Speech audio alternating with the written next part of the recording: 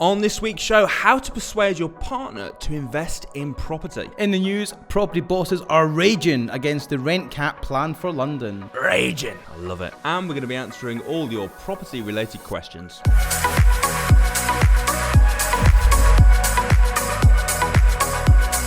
Welcome to the Property Investors Podcast. Thanks so much for tuning in. Make sure you subscribe so you never miss an upload. You can catch us on Apple Podcasts, Spotify, and YouTube. Enjoy this week's show and don't forget to share it with all your friends. Hi, I'm Russell Leeds. I'm Alistair Cunningham. And welcome to this week's show. It's going to be a good show. It is, but do you want to know something like super exciting? You're not raging about it, are you? No. Go on. What did you do last week? What did I do last week? Yeah. Why are you asking me? This is normally the other way around. I know, but I took control. What am I doing? Last week, I was in Miami. I know you were.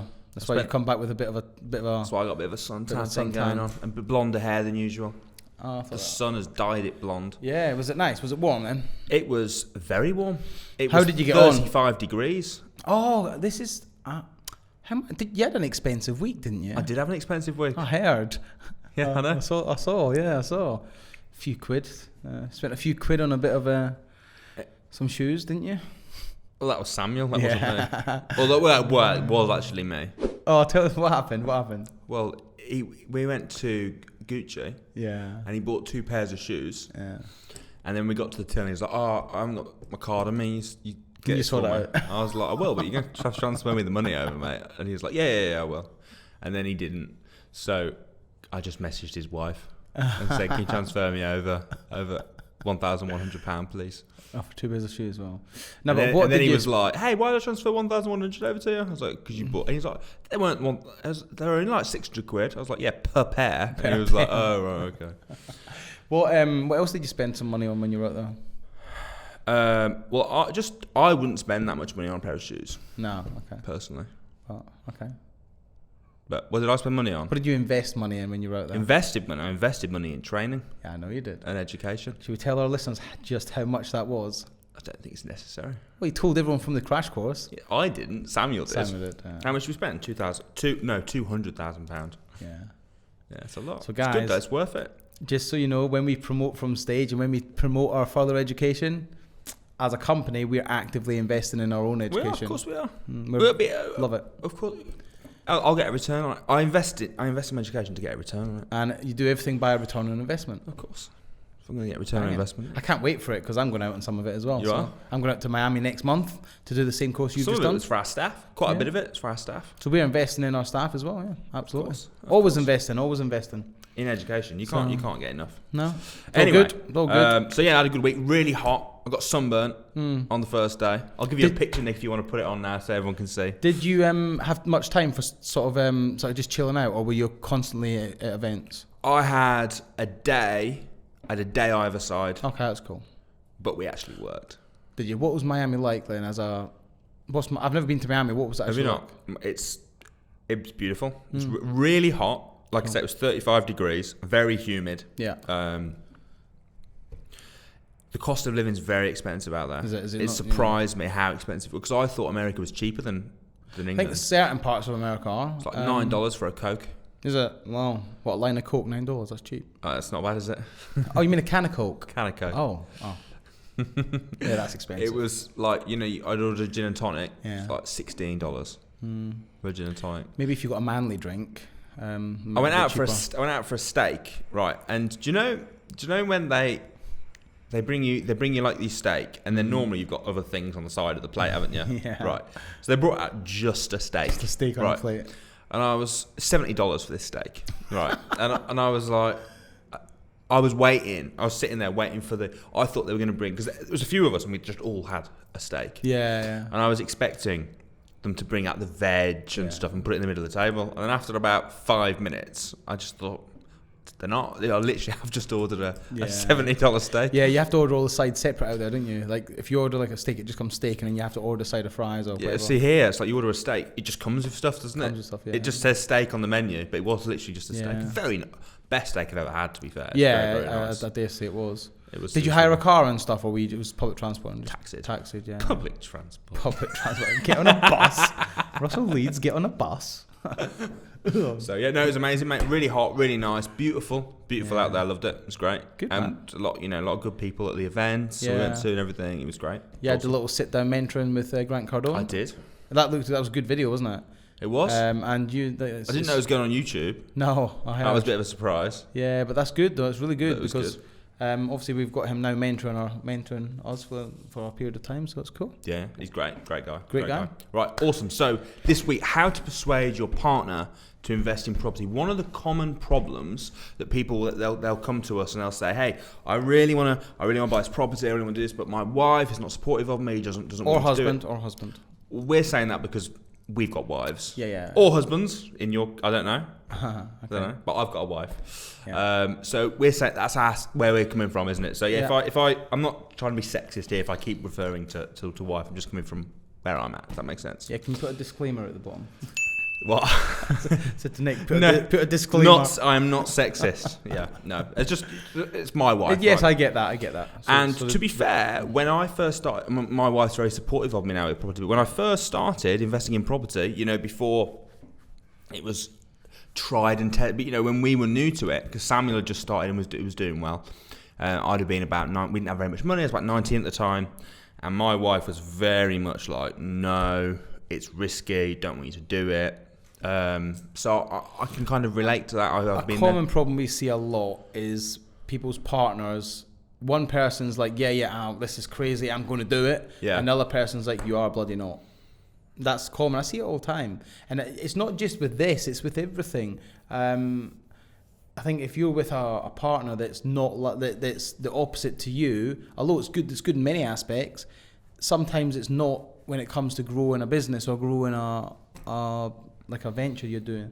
The first thing I would say as well is it's not just buying in property. A lot of partners, couples, don't see eye to eye on finances in general. Yeah, absolutely. Maybe it comes from the different backgrounds. Like if you've got one person from a business type environment and business type family background, and then you've got one person from not, then there's a bit of a clash.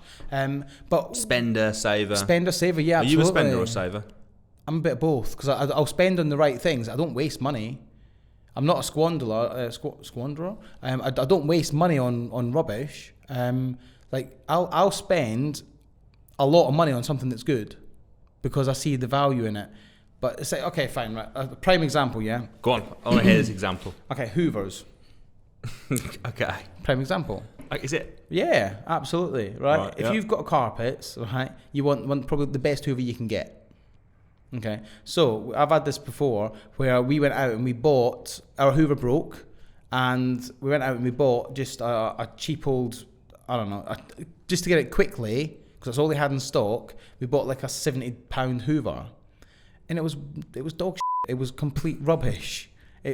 Sorry, I can't swear. That's fine. You'll bleep it. It was complete rubbish. £70. To me, that's £70 wasted. I would rather spend £700 and get the best Hoover out there. Because to me, I've wasted £70 on a Hoover that doesn't work, doesn't do its job. But again, I would rather spend $700 and get the thing that does the job and does it well. So, what Hoover do you have right now? We have a G-Tech AirRam. Never even heard of it. Very good. Is it better than Dyson? It's better than Dyson because it's more solid. It's rigid. Dysons have become a bit plasticky and a bit flimsy. The quality of Dyson's gone down. You've heard it here first. I've got a Henry. Henry's good. Why do you think every cleaning company in the country use Henry's?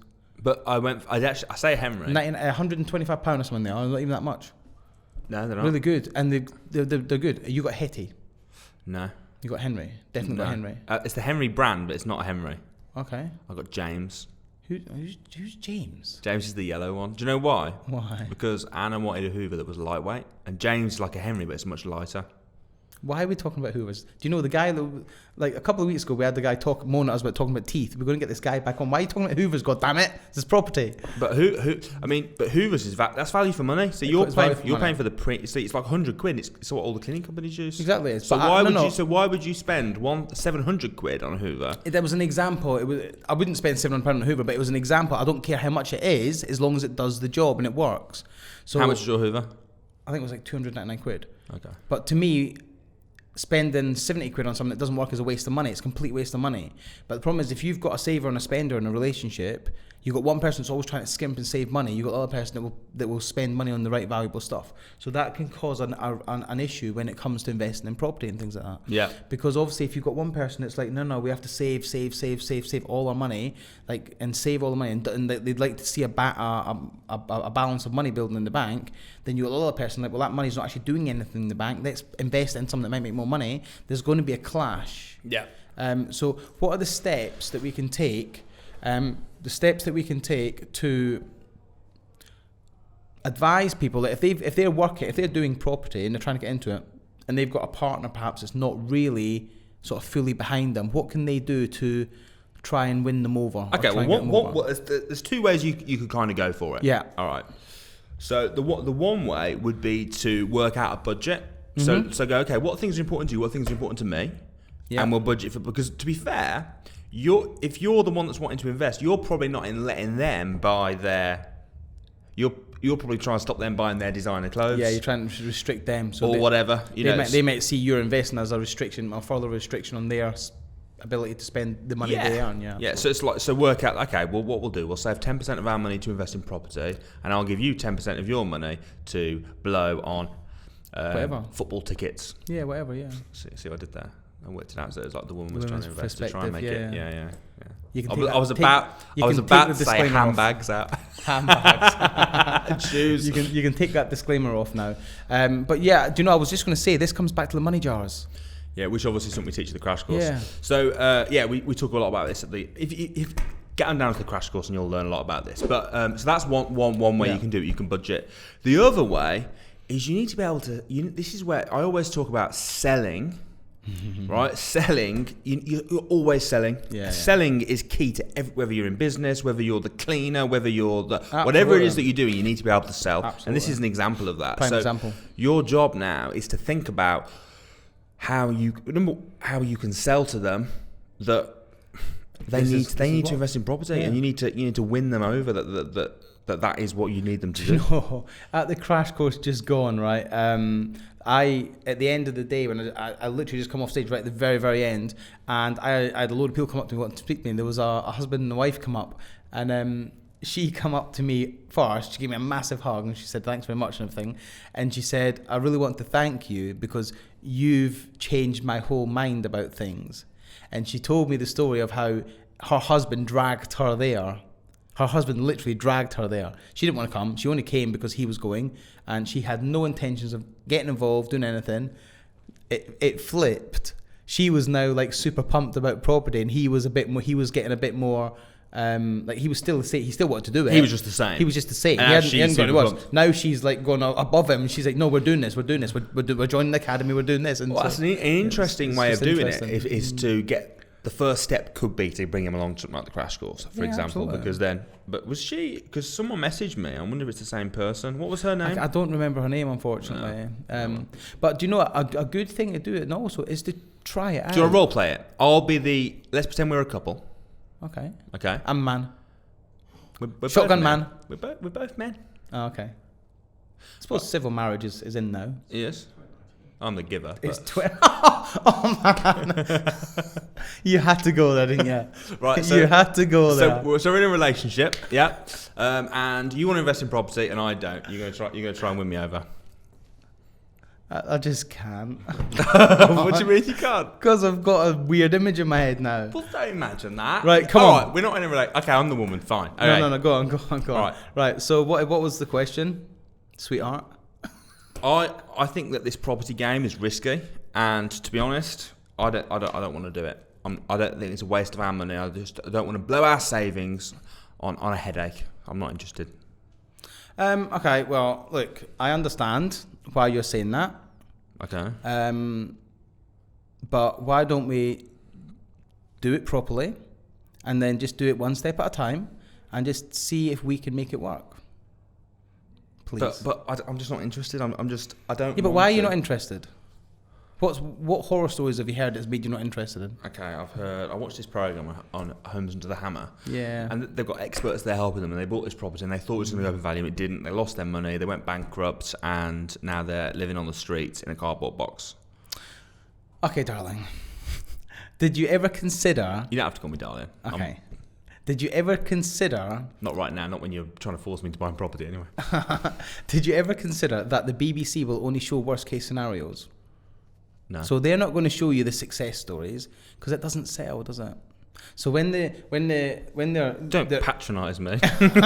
So when they're looking for people to go on these shows, they're not going to advertise, hey, are you a successful property landlord that's got lots and lots of houses that are all working perfectly? Because that's boring. They want the scum of the earth that are not paying their rent and leaving the properties in trashed conditions. So that's one scenario. On Homes Under the Hammer, for instance, they're not going to pick the cases that always are successful because that's just boring. So I would say, look, we've worked hard for our money. We've worked hard to save it up. We're not going to just squander it. We're not just going to willy-nilly waste it. Let's do it properly. Let's get out there, get the right advice, and just take one step at a time. And we'll do lots of viewings, and then we'll just take one step at a time. And we'll only invest when we've done all of our research and we're comfortable with the investment and the risk. Okay. Have I convinced you?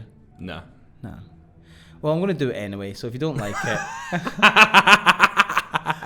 No, do you know what I'm just trying to think what I did. I'm trying to remember because it's such a long time ago. I think I probably... In all honesty, I can't really answer this question properly because I've always had support. I've always been supported. So I've never... But I do sympathise with people out there that don't have supportive partners. But do you know, when I used to work for Snap-on Tools, right, we would be selling stuff to mechanics and that, and they couldn't buy anything without getting permission from their wives or their partners. Like they'd want to buy like a set of screwdrivers that were like 60 quid, and they'd have to ring their wife and get permission. And I'm like, mate, when you ring her, ask her for your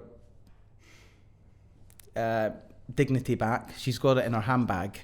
It's like, come on, man. Do you really need to ring your wife and ask her for permission for everything? Did you say that? I didn't say that, but I can't say what I'd say on... Yeah, but did you like insult them that way? I did, yeah. Really? We were friends. Like, we're not friends, but we dealt with each other on a regular basis. I said, come on, man. When you ring her, ask her for your manhood back, because... Do you know what I think I would do? Jesus, man. If I was in a situation where they were there, I think I would talk to them about what they wanted. So I think I'd say something like this. Let's say you're the person that doesn't like it. Yeah. You're the partner. Okay. Right. Hey Al, I went on this brilliant property investors crash course, and I really think that we need to start investing in property. I'm sure you do. Why are you sure I do? Well, because you always do this. If it's not this, it's something else. Okay. Well, I'm getting the feeling that you're not overly positive about it. No, I think you've been told it's easy and you think it's easy, but it's not actually easy. Okay. Maybe you're right. Maybe it's not. But listen, I tell you what. Obviously, we're both in a job at the moment. Yeah. Right. And my goal would be for us to become financially free. Okay. Do you know what I mean by financially free? Yeah, I've heard that saying banded around YouTube. If you haven't, just watch last week's podcast and you'll know exactly what it means. But okay, and what I was thinking is I want to work out what our plans are for the future. Okay. So at the moment, we're both stuck in a job, so we're working really hard, and I want to spend more time with you, and I want to travel the world. So let's write down what we would do if we were financially free. Okay. Okay. Right. How cool would that be? How much do we need to make this happen? Mm-hmm. Okay, brilliant. So this should be our goal. Yeah. The question is now we want to achieve this. How are we going to do this? I'm thinking that property is an option, possibly. Mm-hmm. And there's this event on called the Property Investors Crash Course. Yeah. Going on, and I wondered if you wanted to come with me, have a look. We'll check it out, see what we think. We don't have to invest, but it'll just give us a flavour of what's possible and if it's worth doing. Yeah. What do you reckon? Do you want to come? Well, you're making it sound very appealing. Yeah, why not? All right, awesome. Let's go along and let's see what you think. Blah, blah, blah. Yeah, Bang. that's a good way to do it. It's a very good way to do it because I think you need to keep your partner involved as well, in what you're doing and whatever you're doing. But yeah, I think it's a really good way to do it. Cool. I don't know. I'm just thinking on top of my head, but that was the first. Look, it depends where you're at. I mean, we've had people join our academy. They've never told their partner, have they? I'm not going to say who it is, but we've got one particular guy who's never told his partner that he's on the academy. See, I don't like that. I don't like that either because I like to be transparent. To be honest, in my relationship, like now, I would just do it, and then I would just go, "Oh, by the way, I wouldn't ask permission." No, but it depends on your relationship, and it also depends. See, I make a lot of money, so.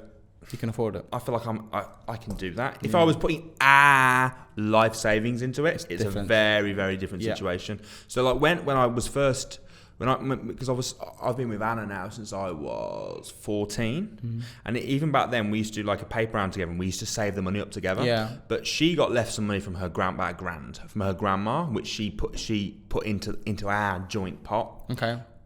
There's no way I'd have gone to spend that money. No, because it's our money. Joint money that we've saved together. Yeah, so I get that. It does depend on the situation. I don't think just because you're in a relationship where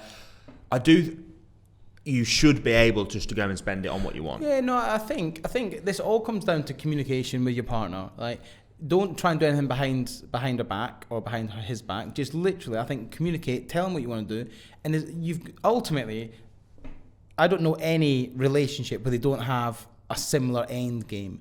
What do they want? They all want the same thing, don't they? They all want to become financially secure. I mean, I don't know anyone that doesn't want to become financially secure. Do you?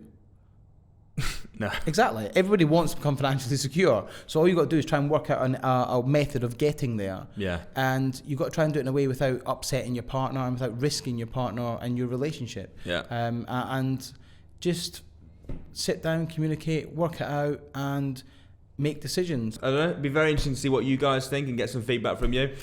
Just as a disclaimer, we do not offer marriage advice. As you could probably tell. Go and seek professional help. But in terms of persuading them to invest in property, I think you want to look for what they want. Yeah. And then just align it. Yeah. It's like the same with anything in sales. You find out what they want and then you align it. And the truth is, like you say, everyone wants to be financially secure. Yeah, of course it is. So your job, if you believe in property and you believe that's the way forward, look, don't be like, oh, I want to do this. Yeah. It's we. Yeah, we want to do this. One thing I'll just end on, right, is most partners are not restricting you and holding you back because they just are like that. They're doing it out of fear.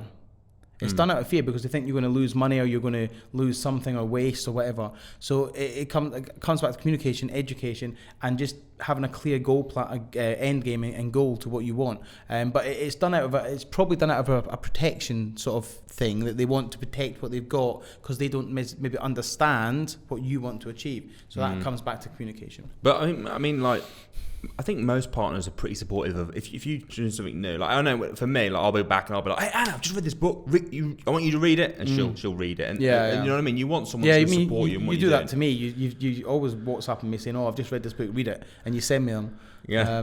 I've got like about 10 books I've got to get through. I like to share. If I learn something new, I want to share it. Man. You sent me the 10x and the Grant Cardone one last 10x, week. I read. You know how long it took me to read? I listened to that whole book, 7.5 hour book. I listened to it in one day. Yeah, that's good. If you've got, that's good. I mean, I was flying back from America, in fairness. Yeah, it's always good. It's good use of time, though. Most people don't do that on a plane. No, they watch movies and sleep. That's good. Very good. Should we move on? Yeah, let's move on. It's now time for this.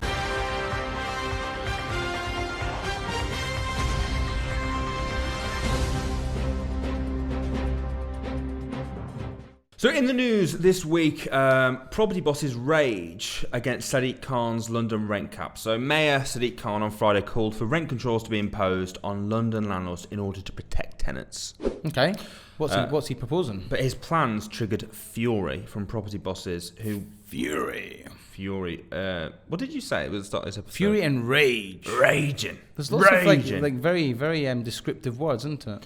Yeah, the industry reacted with shock to Khan, calling on the government for extra powers to cap rents in London. The demands came in a series of proposals, including ending no-fault evictions. He said it's high time for the private renting in London to be transformed. Khan also floated temporary exceptions from rent controls to build... exemptions from rent controls for build-to-rent homes and tax incentives to encourage investment. So when they say a rental cap, have you said what it is? He hasn't said what it is, but he's just talking about putting in a rental cap in place. Does he mean like a percentage or a percentage of the property's worth, or does he mean like a monthly figure? I'm imagining it's a monthly figure. So the article doesn't say. I mean, they could just say that like the rent cap's £10,000 a month. That's not going to affect much, is it? Because there'll be a small percentage of properties above that in London. There'll be a lot. Yeah, but not that many. As a percentage, come on, dude. We've been looking. I know. Do you know how much it is to rent like a house in? Do you know, like a very nice house in somewhere like Chelsea, do you know how much it is? No. Or somewhere like, where was it I was looking? Yeah, Hampstead. Yeah, £8,000 a month. No. More? 180. What, a month? Yeah. £180,000 a month? Yeah. Away with you, man. Dude, I'll show you right now. What, 180 grand a month to rent? Because I went on, because I was always looking for places to rent, and I didn't put a high price, and I just sort of searched from highest, because I thought I want something nice. And then you passed out. I've changed my mind. Once Anna picked you off the floor. Yeah, 180 grand a month. Oh, well, that's crazy.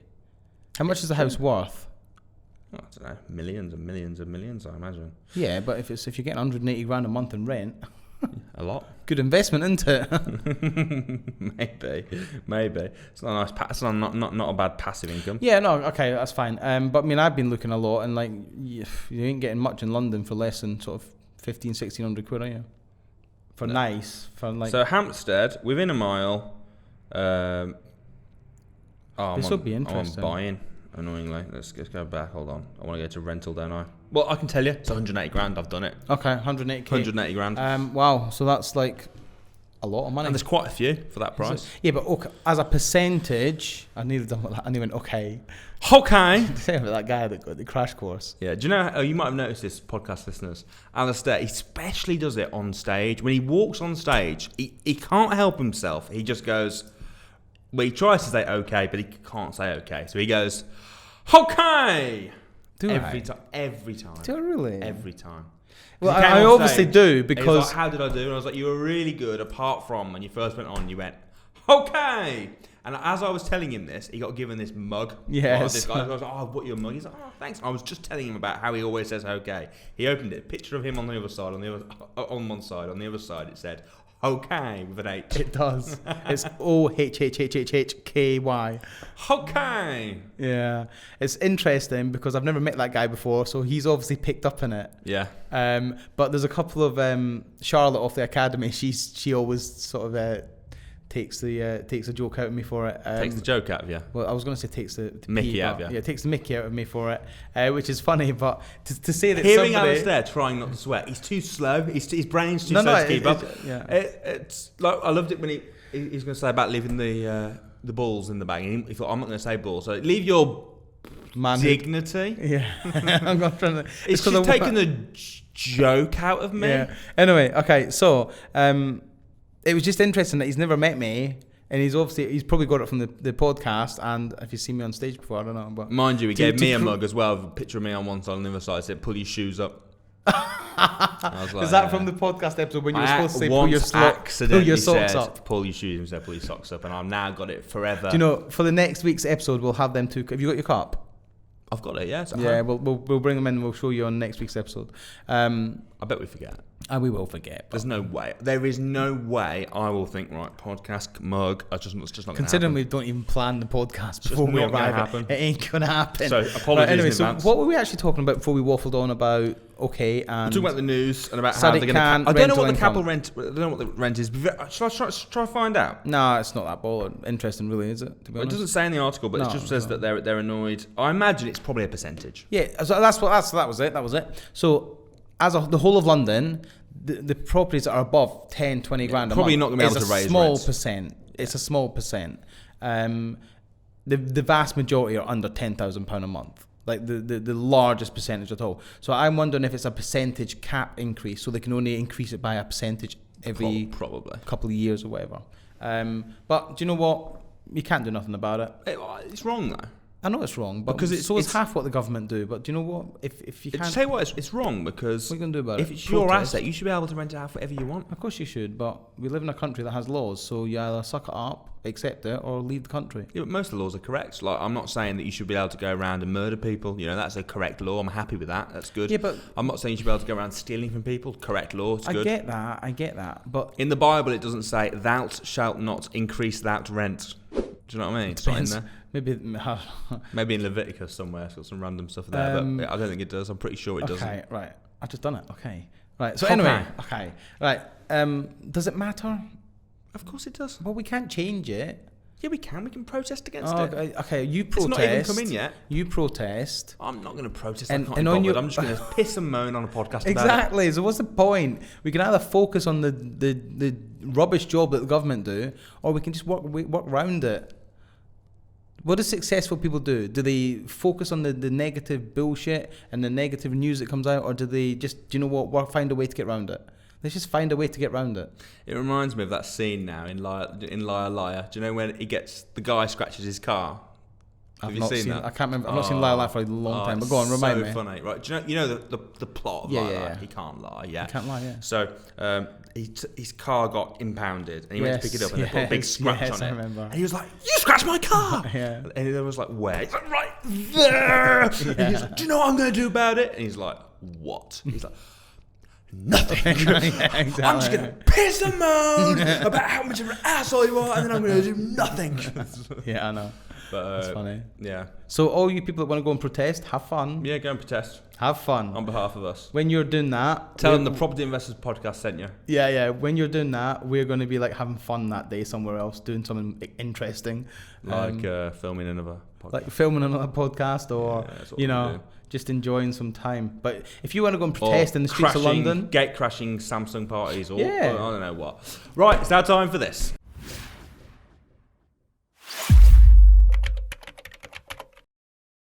Okay, so it's time for your questions now. If you want to ask us a question, the best way to do it is to leave a comment on YouTube. Obviously is cool, or jump on the Facebook group Property Investors with Samuel Leeds. We do a Facebook Live in there before we film, and then we find the questions. So we've got a few coming up from Facebook.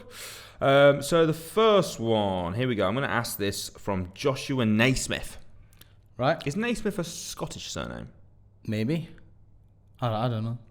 Okay. Couldn't tell you. There's a Scottish footballer called Naismith. I didn't know Scotland had a football team. Not a very good one, anyway. No, true. What happens if you have a lease option agreement set up with someone and they pass away? What happens if the owner of the property also decides to sell at any time? Would that be a case for a lawsuit? Just got a lease option agreement set up, and our lawyer said they can technically sell the property regardless of the contract. Maybe not legally, but apparently have the power to do so. Is this true? Okay. Okay. So, why are you... Firstly, who was the solicitor? It'd be handy to know that. They can't answer. I know they can't answer. You know what I mean? It's like... Secondly, have you used a proper lease option solicitor, or have you used a normal property solicitor? There's a big difference. Because when you do the solicitor, the lease option contracts, you have three parts of it. One of them is power of attorney. So if they pass away, you've got power of attorney over the estate, and you have a control on the property. I think it's an RX1. I can't remember the exact title of it. If you use the right contract, they can't sell it, can they? I'm sure it's an RX1, which means nothing can happen to that property without your permission, because you have control of it. Which means therefore it has to go to court before they can sell it, they can finance against it. But if you've used a proper lease option solicitor, they should be advising you correctly. So I'm not going to give legal advice. If your solicitor there has told you that they can sell it, I would check with another. I would find a better solicitor, to be honest. It sounds to me like you've just used a random solicitor that doesn't know what they're doing. I would be speaking to one of the proper lease option solicitors that are out there. We're at the DFE at the minute, the Deal Finding Extravaganza at the minute, just downstairs. All the delegates are having lunch with our solicitor that does this. So if you're ever coming along to one of these events, you'll get to meet him. Yep, cool. All right, next. You ready? Yeah, go on, fire. This is from Emma Yeomans. Emma Yeomans. Hey, Emma. How do you handle full portfolio sales from start to finish? Anything we need to be aware of outside the usual property sale process? Benefits and pitfalls, please. Wow. I've done one portfolio sale, and there was nothing wrong with it. It just went through normally as a normal portfolio sale. Each property obviously has to be surveyed, so you treat each property individually, but you do it as a whole portfolio sale. So the guy that was buying it was using a portfolio mortgage, and it was just a longer process. So pitfalls, I don't know, really no different to any. Just treat them as a normal purchase. But Emma, give Max a call. You've got his number, and he can advise you a little bit better, because he was handling that sale for me, so he might be able to help if there's anything he come up against, for instance. And Emma, you're obviously on the mentoring, so you can do that. Cool, awesome. Martin Evans, what are the most effective sourcing strategies with a budget of £500 a month? How would you split this up? When you say sourcing, so he's looking to source for himself, or source, I believe he's sourcing to pass on. and he's got £500 a month to spend on expenses. Probably. I don't know. Well, if you've got, I don't know. I mean, just get out there and start looking. Petrol, hotels. Petrol, hotels. I don't know. I mean, I don't quite understand the question. it's a bit of a. What are the most question. effective sourcing strategies? The most effective sourcing strategies are just to find a deal, package it up, sell it. Find an area. Yeah. Choose a strategy. Yeah. And then go and view a crap load of houses in that area. Like to maximise your £500 a month, if that's what your budget is for costs, hotels and stuff, I would just focus on one area, and I will not go out and do a day of viewings unless I've got at least 10 viewings booked. So the last thing you want to do is be driving back and forth to areas all the time to look at one property, because it will likely be cancelled. And it's true. I know. It's so true. So book 10, at least 10, because I guarantee you probably 2 or 3 of them will be cancelled. One of them, the tenant won't let you in, and the other one, the agent will probably not show up at. So you might look at 5 if you book 10. I don't know. Something like that. Ricky Cole, do you always offer bills included on a HMO? And if so, what's the best way to calculate costs and regulate it so you're not open to misuse? Thanks in advance. Generally, a HMO includes all bills, yes. And my experience tells me that costs are approximately 40% of the rental income. Approximation. Obviously, it depends on where you costs are. Overall, but what about just costs on bills? Okay. So the costs overall are roughly 40%. The cost of the bills, again, depends on how many bedrooms, but you can get a good idea, can't you, off like energy websites and stuff like that? So I was just going to say, Money Supermarket for your gas and energy, bulb.co.uk for your gas and energy, things like you can guesstimate your water usage by other properties in the area just by going onto these sites. Broadband you can work out quite easily. Council tax, you can go on the council tax website and it'll tell you the exact council tax banding for that property. And just things like gas and electric, I would be using a smart meter and a home hub type thing. What are they called? Do you know that Nest? Hives, that's it. Nest is a pension scheme, isn't it? No, they have a Nest. You can get a Nest thing it's called a Nest. It's like Hive, it's just a slightly cheaper version. I've got one in one of my houses. And it means you can control the temperature from, like, so you can have it so it's set. The last thing you want is one of these old temperature controls where you can flick it to constant, because like one of my HMOs, like you go in the middle of summer, they've got the water on constant, so it's constantly on hot all day, and they've got the heating on constantly, but all the windows open. So you want to be able to monitor that. All right, quick, I've got 4 more we're going to fly through. Go on, cool. Right. So, Alejandro Castro. Okay. I think that's right. If it's not, apologies, Alejandro. With deal sourcing, what contracts do you need to have in place? A non-disclosure agreement, terms and conditions, sourcing contract, and a basic business contract. There you go. Speak to a good solicitor, they'll draw them up for you. Samir Sam. Okay. Has got 3 questions. Okay. And then we're done. Yeah. Why do mortgages take so long, or should I look for a different broker? Ask your broker. Why do they take so long? They do take ages, don't they? They do, yeah. Piss take. Sometimes I've lost houses because of how long the mortgages have taken. I'll tell you why it is. It's because there's too many people involved. And you've got to wait for this person to do this, and then this person can't do that because they're working on the next case, and then by the time this person does that, this person's on lunch, and then this person didn't get a good broker. Just get a good broker. How long does it take on average from offering to getting the keys? 3 months. Is the HMO market oversaturated, and is that the reason behind Article 4? No, it's not oversaturated. It's oversaturated with crap HMOs. Oh, bang on. Yeah. That's so true. And it's only oversaturated in some areas. And it is the reason for Article 4, because the councils are trying to stop areas becoming HMO saturated. Like what's happening in Liverpool, you've got streets that are just HMOs. So we always say this to all of our students and all of our people that come through our training. If you're going to do HMO, just do it high end. Don't mess around being a dodgy landlord. Be a good landlord, high end, good condition, good furniture, good carpets, good decoration, and you'll have no problem renting it out. As long as you've done your due diligence beforehand, it's in a decent area, and you've done your DD. Don't just take on any old property because it's a cheap HMO, because the reason it's not renting out is probably because it's a dump, and that's it. Do you like DD? I don't know how to answer that, but I like due diligence. DD, I like DD, yeah, I like DD. Yeah, you do. I just got it. And that is the perfect way to end the show. We'll see you next week, 7 p.m. Don't forget to subscribe, and every Saturday, 7 p.m. See you there. Take care, guys. See you guys.